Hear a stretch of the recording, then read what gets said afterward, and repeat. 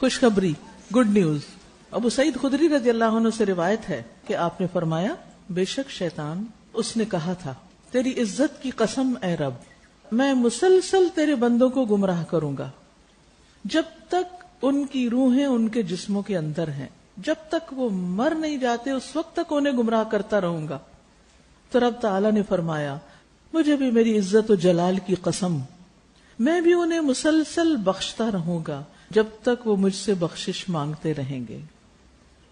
یعنی تم بھٹکاتے رہو گے، اور اگر وہ بہک بھی گئے اور پلٹ آئے استغفار کی تو میں انہیں بخش دوں گا۔ شیطان کے آگے ہتھیار نہ ڈال دو، اپنا آپ اس کے حوالے نہ کر دو، کیونکہ اس کی اطاعت آگ کی طرف لے جاتی ہے۔ شیطان کا راستہ آگ کا راستہ ہے، اور تم اہل ایمان میں شامل ہو جاؤ اور رحمان کے بندوں میں تم کامیاب ہو جاؤ گے جنت الرضوان کے ساتھ، یعنی تم جنت اور اللہ کی رضامندی کو پالو گے۔ نبی صلی اللہ علیہ وسلم کے ساتھ جن کے جد امجد کا نام عدنان تھا، عدنان تک آپ کا نسب جو ہے وہ بالکل صاف ہے، اس میں کوئی کمی بیشی نہیں، بالکل درست ہے، اس لیے آپ کو النبی العدنان بھی کہا جاتا ہے۔ تو بنیادی طور پر یہاں پر شیطان کے اس مکالمے کا ذکر ہے جس میں اس نے قسم کھا کے کہا تھا کہ میں انسان کو مرتے دم تک بہکاؤں گا۔ تو اللہ سبحانہ وتعالی نے انسان کو خوشخبری دی کہ میں تمہیں بخشتا رہوں گا جب تک تم بخشش مانگتے رہو گے۔ حدیث میں بھی آتا ہے، خوشخبری ہے اس کے لیے جو اپنے نامہ اعمال میں کثرت سے استغفار پائے۔ انسان کمزور ہے، شیطان کی باتوں میں آ جاتا ہے، لیکن جب احساس ہو جائے تو فوراً پلٹے اپنے رب کی طرف اور رب کی نافرمانی کو چھوڑ دے اور اس کی رضا کے کام کرے، تو اللہ سبحانہ وتعالیٰ اس کی پچھلی غلطیاں، خطائیں، گناہ معاف کر دے گا۔ شیطان کی ویکنس، کمزوری، بہت سے لوگ سمجھتے ہیں کہ اس کے اندر یا ان کے اندر شیطان کا مقابلہ کرنے کی قدرت یا طاقت نہیں۔ یعنی بعض لوگ سمجھتے ہیں کہ ہم شیطان کا مقابلہ نہیں کر سکتے، شیطان تو بڑا ہی طاقتور ہے، اور اگر کبھی ان کا آمنا سامنا ہوا، مقابلہ ہوا اس کے اور شیطان کے درمیان، تو غلبہ حاصل ہوگا شیطان کے لیے، یعنی شیطان سے میں جیت نہیں سکتی۔ بعض لوگ یہ سمجھتے ہیں اس کی قوت اور غلبے کی وجہ سے اور اس کی قدرت کی وجہ سے بہکانے اور برائیوں کو خوشنما بنانے کی، یعنی بہکانے کے لیے برائیوں کو خوشنما بنا کر دکھانے کی جو اس کو قوت دے دی گئی ہے یا اس کو اس کا اختیار دے دیا گیا ہے، اس بنا پر انسان سمجھتا ہے کہ میں نہیں بچ سکتا، اور یہ ایک حقیقت ہے کہ انسان کا یہ خیال غلط ہے۔ اور حقیقت یہ ہے کہ شیطان، اس کے پاس کوئی زور نہیں رحمان کے بندوں پر، رحمان کے بندوں پر شیطان کا کوئی زور بس نہیں چلتا۔ تو جب بندہ کتاب و سنت کو مضبوطی سے پکڑ لیتا ہے اور نبی صلی اللہ علیہ وسلم کی سنت سے ہدایت پاتا ہے اور اللہ سے ڈرتا ہے جتنی اس میں ہمت استطاعت ہے، شیطان اس پہ قابو پا ہی نہیں سکتا اور اس کو گمراہ بھی نہیں کر سکتا، اس کے اندر استطاعت ہی نہیں، قدرت ہی نہیں۔ جیسے کہ اللہ تعالیٰ کا فرمان ہے، بے شک میرے بندے، ان پر تیرا کوئی زور نہیں چلے گا، اور تیرا رب کافی ہے، کارساز یا کام بنانے والا، یعنی تیرا رب مدد کرنے کے لیے کافی ہے۔ میرے بندوں پر تیرا زور نہیں، مگر جو بہکے ہوئے لوگ تیری پیروی کریں انہی پر تو کنٹرول کر سکتا ہے، اس کے علاوہ خالص مومن پر نہیں۔ اللہ تعالیٰ کا فرمان ہے، اور اس کے پاس ان کے خلاف کوئی زور نہ تھا، مگر یہ کہ ہم جان لیں کہ کون آخرت پر ایمان رکھتا ہے اس کے مقابلے میں جو اس کے اندر شک رکھتا ہے۔ تو ان آیات سے کیا بات سمجھ میں آتی ہے کہ شیطان کے پاس کوئی طاقت، ایبسولوٹ پاور کچھ نہیں، یا ہر ایک کے مقابلے میں وہ قوت نہیں رکھتا۔ وہ کس کے مقابلے میں قوت رکھتا ہے؟ جو بہکے ہوئے ہیں، وہ اس کے کنٹرول میں ہیں۔ مومن اس کے کنٹرول میں نہیں ہوتا، نہ آ سکتا ہے۔ تو جس کا ایمان مضبوط، حضرت عمر سے شیطان بھاگتا تھا، ڈرتا تھا۔ کیوں ڈرتا تھا؟ ان کے ایمان کی قوت کی وجہ سے وہ ان سے ڈرتا تھا۔ تو اب یہ ہے کہ یا تو آپ شیطان سے ڈریں یا پھر شیطان آپ سے ڈرے، تو بہتر راستہ کون سا ہے؟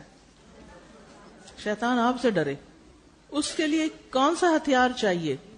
یہ ہتھیار کے ساتھ ڈرتے ہیں کون سا؟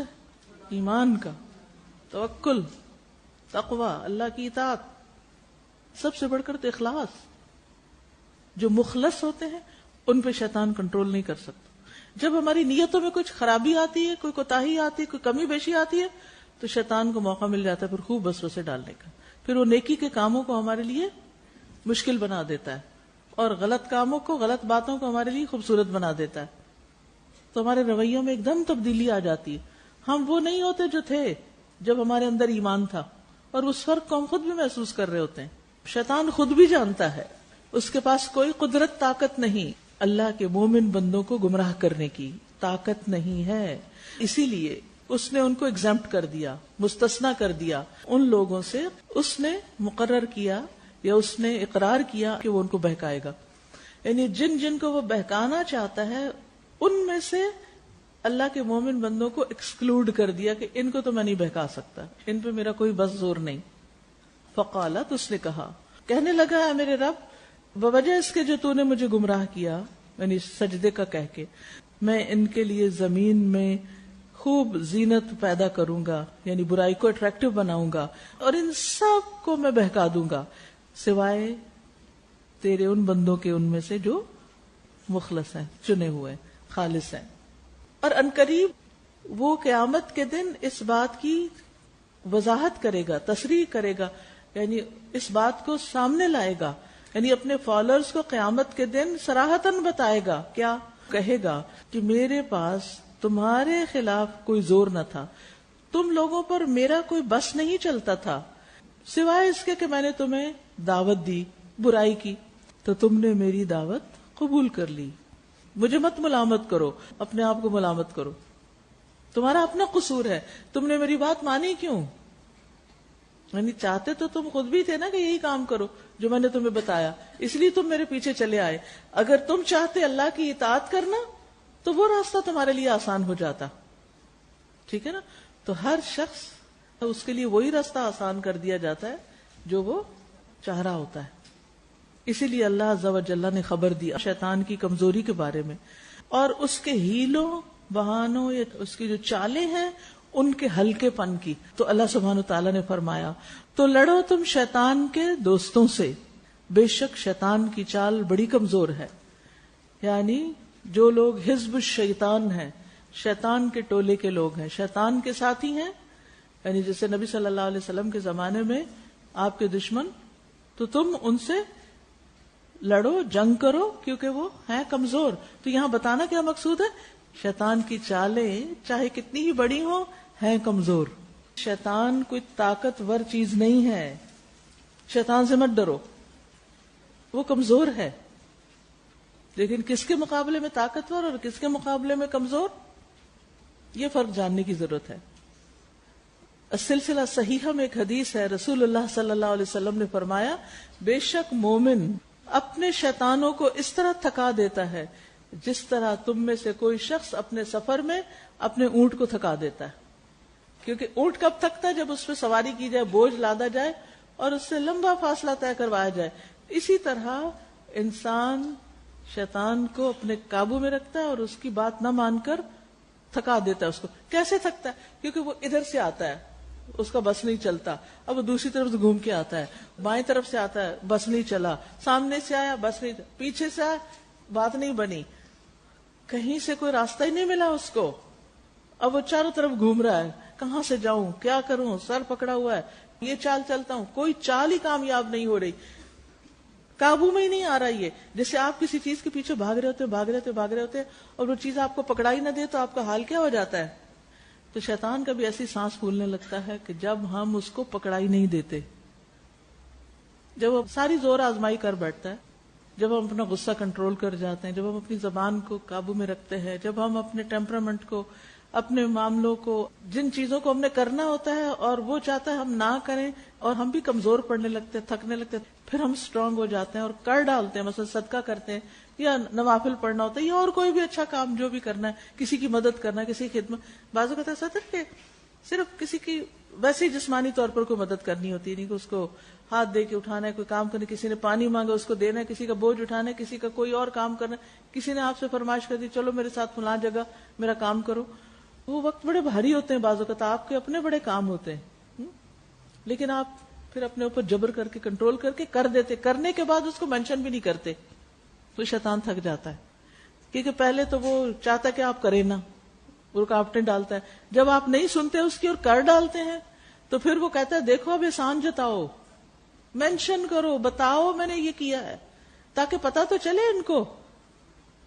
تو آپ کہتے نہیں مجھے نہیں بتانا، میں نے اللہ کے لیے کیا ہے، مجھے کیا ضرورت ہے میں کسی پہ احسان جتاؤں. پھر وہ کہتے ہیں یہ تو بالکل قابو نہیں آ رہا یہ شخص، اب کیا کروں. تو جب تک آپ اپنی نیکی کو چھپا لیتے ہیں، آپ تکلیف اٹھا کے ظاہر نہیں کرتے، شیطان تھک جاتا ہے.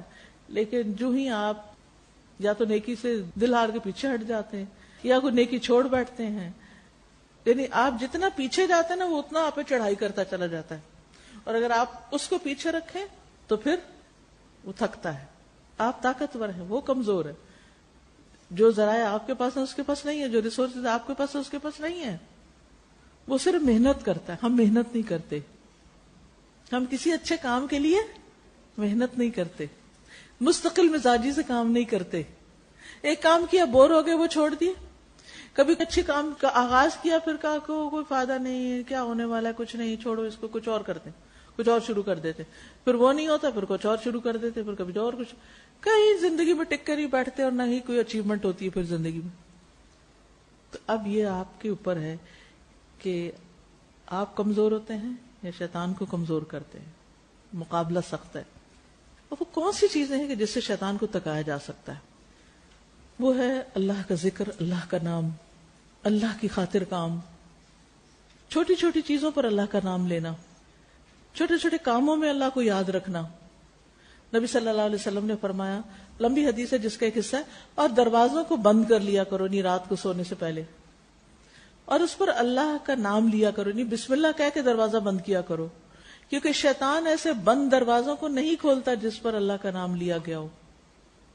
جب آپ بسم اللہ پڑھ لیں گے تو وہ لاک لگ جائے گا اس کے لیے.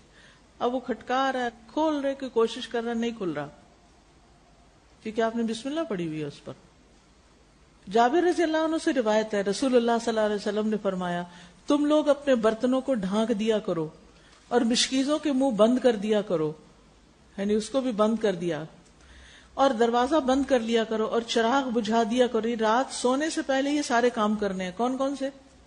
نمبر 1 برتن ڈھانکنے ہیں، نمبر 2 مشکیزیں یعنی بڑی بوٹلز ہیں یا گھڑے ہیں یا جو بھی چیزیں ہیں ایسی، ان کا بھی منہ بند کرنا ہے، کھلا نہیں چھوڑنا، اور دروازہ بند کرنا ہے، لائٹ آف کرنی ہے.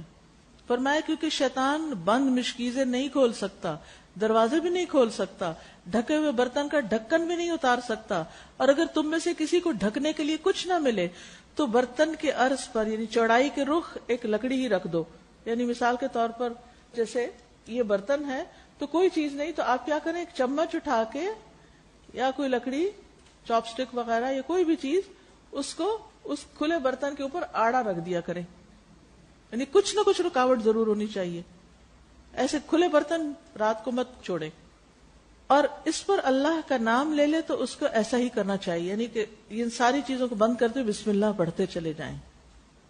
ایک اور حدیث سے پتہ چلتا ہے کہ سال کی راتوں میں سے ایک رات ایسی ہوتی ہے کہ جس میں آسمان سے بیماریاں اترتی ہیں، وبائیں اترتی ہیں. تو جو برتن کھلے پڑے ہوتے ہیں ان میں ان کے اثرات آ جاتے ہیں. پھر انسان صبح اٹھتا ہے اور بغیر کھنگالے دھوئے بغیر کچھ کیے اٹھائے اور کھلے برتن وہیں سے پانی پینا شروع کر دیا. پہلے زمانے میں لوگ گھڑوں میں پانی رکھتے تھے نا، اس کا ڈھکن نہیں ہے اس پر، یہ بھی نہیں پتا کہ کوئی اس میں ایسی چیز چلی جائے جو انسان کے لیے نقصان دہ ہو. تو بہرحال اس سے کئی قسم کی بیماریاں پھیلتی ہیں، لیکن بہت سے لوگ اس میں احتیاط نہیں کرتے. بعض اوقات آپ تھک جاتے ہیں اور آپ ایک ایک برتن نہیں کر سکتے تو آپ کیا کریں، کوئی ایسا کپڑا یا ایسی کوئی چیز لے لیں اور وہ سارے برتنوں پہ کٹھی ڈال دیں. صبح اٹھ کے آپ دھونا چاہیں، کچھ بھی سنبھالنا چاہیں. کبھی ہوتا ہے نا مہمان ہوتے ہیں رات دھو دھلا کے آپ رکھ دیتے ہیں سب، لیکن کھلے پڑے ہوئے ہوتے ہیں، یا تو ان کو الٹا کر کے رکھیں جیسے گلاسز ہیں، کپس ہیں، پلیٹس ہیں، الٹا رکھے ان کو، یا پھر یہ کہ ان کے اوپر کوئی چیز رکھیں، کھلا نہ چھوڑے. پھر شیطان کو کچھ بھی ان میں سے کھانے، استعمال کرنے یا ان کے اندر کوئی خرابی کرنے کا موقع نہیں ملتا.